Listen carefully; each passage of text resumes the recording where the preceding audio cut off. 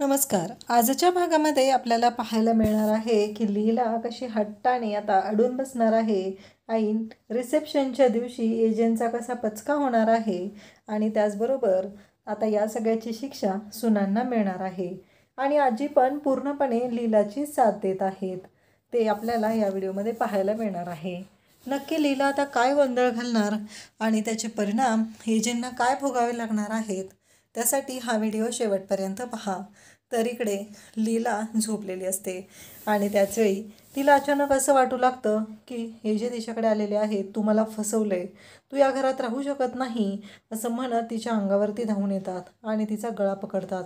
आता तुला संपवावंच लागेल असं एजे तिला म्हणत आहेत आणि त्याचबरोबर लीला पाय अगदी तिचे घासत आहे. ती स्वतःचा जीव वाचवण्याचा प्रयत्न करत आहे, पण एजेंनी लीलाचा गळा आवळलेला असतो. एजंटच्या या तावडीतून स्वतःला सोडवण्यासाठी लीला प्रयत्न करत असते, पण ते पॉसिबल झालेलं नसतं. त्यानंतर आपल्याला पाहायला मिळतं की आता लीला एकदम खडबडून जागी होते. आता पाहते तर एजे त्यांच्या बेडमध्ये ती झोपलेली असतात आणि लीला सोफ्यावरती असते. तर लीला म्हणते स्वप्न होतं हे. तेवढ्यातच ह्या तिघीजणी खिडकीच्या बाजूला असतात आणि त्यांनी असं ठरवलेलं असतं की सरस्वतीच्या अंगावरती ब्लँकेट टाकायची, तिला हातवारे करायला लावायचे आणि तिच्या अंगावरती टॉर्च मारायचा, म्हणजे बरोबर लीलाला ते भूत दिसणार आहे.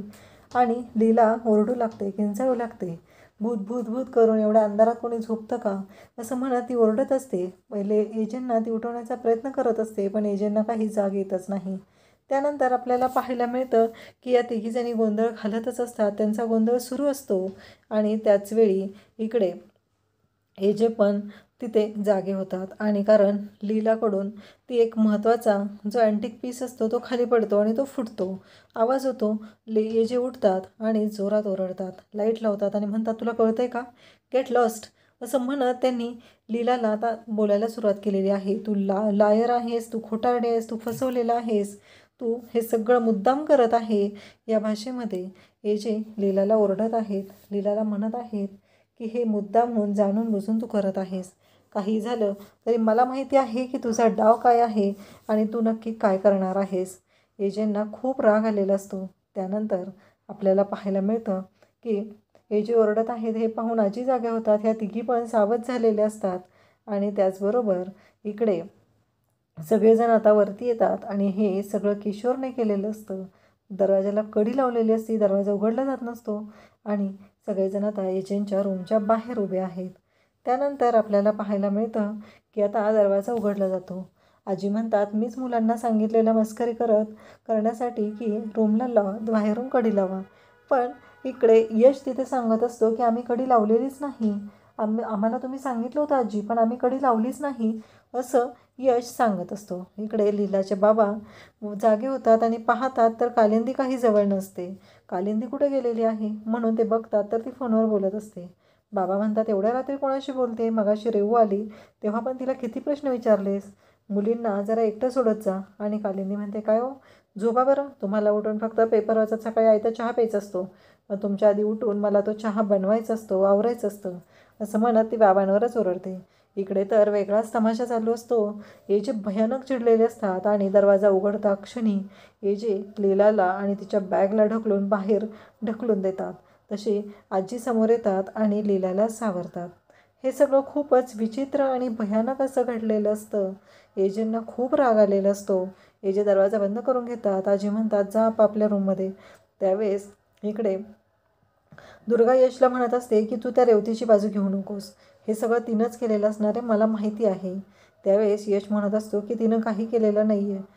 तर इकडे लीला म्हणते की तुम्ही मला वाटेल ते बोलता, इथपर्यंत ठीक आहे, माझ्या घरच्यांना काही बोलायचं नाही, ते मी सहन करणार नाही, या भाषेमध्ये इकडे लीला बोलत असते आणि आजी लीलाला घेऊन जातात.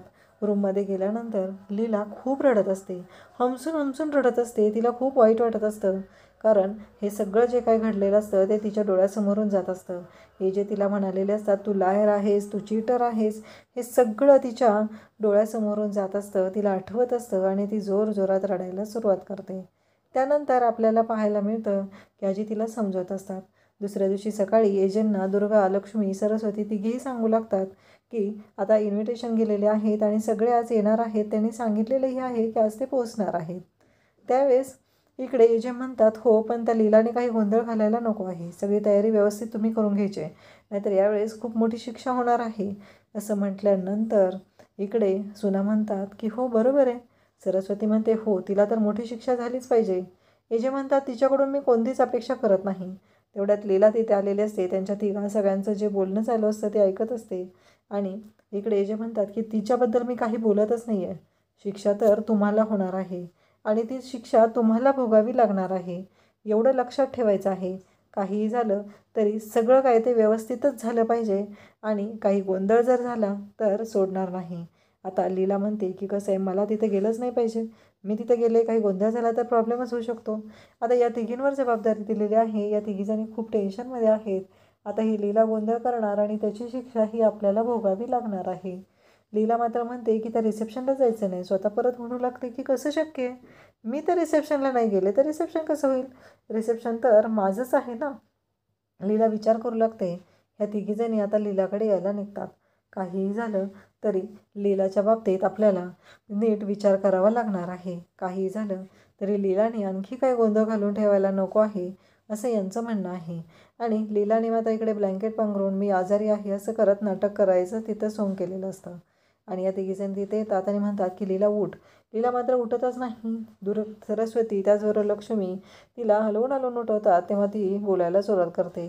ती म्हणते की काही नाही, कारण काही झालं तरी मला ना आत्ता काहीच नाही ऐकायचं, कारण मला त्रास होत आहे. मी अजिबात ऐकून घेणार नाही असं तिचं म्हणणं असतं. पण इकडे या तिघीजणी हट्टाला भेटलेल्या असतात आणि इकडे दुर्गा लीला म्हणत असते की काही येणारच नाहीये, मी संध्याकाळच्या कार्यक्रमाला येणार नाही, मला त्रास होतोय, मला ताप येतोय. सरस्वती म्हणते की कुठे ताप आला, हिचं अंग नॉर्मल आहे, नाटकं करते ही. दुर्गा म्हणते चला आपल्याला काय करायचं आहे, आपण एजंटना सांगूया. इकडे लीला आजींकडे येते. आजींना म्हणते की आजी, मला नाही जायचं त्या रिसेप्शनला. तिथे गेल्यानंतर माझ्याकडून काहीतरी चूक होणार, माझ्याकडून गोंधळ होणार आणि तिथे परत याचे रागवणार, मला परत ते बाहेर काढणार. नको आहे मला हे सगळं. त्यावेळेस आजी म्हणतात बरं, तुला वाटतंय की नाही जायचं, ठीक आहे, नको जायला आपण, आणि बघूया आपण काय करायचं ते. आता इकडे दुर्गा सरस्वती ह्या सगळ्याजणीच विचार करत असतात. इकडे एजे पण लीलाला फोन करत आहेत. एजंटनी लीलाला फोन केलेला आहे आणि तयारीत राहा असं सांगितलेलं आहे. तर इकडे लीला मात्र एजंटचा फोनच उचलत नाही. ती फोन बंद करून टाकते. पुन्हा दुर्गाला एजंटचा फोन येतो. एजे म्हणतात की काय झालं, ती मुलगी फोन उचलत नाही आहे, ती फोन बंद केलेला आहे, कुठे आहे नक्की ती, वेळेवर तयार होईल ना ती, असं ते सांगू लागतात. तेव्हा दुर्गा सरस्वती आणि लक्ष्मी म्हणतात की तिला आम्ही कंट्रोल करू शकत नाही, तुम्ही या आणि तुम्ही बघा काय करायचं ते. ती काही ऐकत नाही, आम्ही तिला कसंच कंट्रोल करू शकत नाही. इकडे आजींनी तर स्पष्टपणे लीलाला सांगितले ठीक आहे, तू येऊ नकोस रिसेप्शनला, तसंच सांगतो एजेला. एजे आता घरी निघालेले आहेत. आणि इकडे लीलाचा हट्ट आता इतका वाढणार आहे की एजेंना तिच्या हट्टाच्या पुढे अगदी हात टेकावे लागणार आहेत. कारण एजंटबद्दलची लीलाच्या मनातली भीती किंवा एजंटच्या मनात जो राग आहे तो कमी व्हावा, यासाठी आजी पण लीलाच्या पाठीशी उभ्या आहेत. अशाच अपडेटसाठी चॅनलला सबस्क्राईब करा. थँक्यू.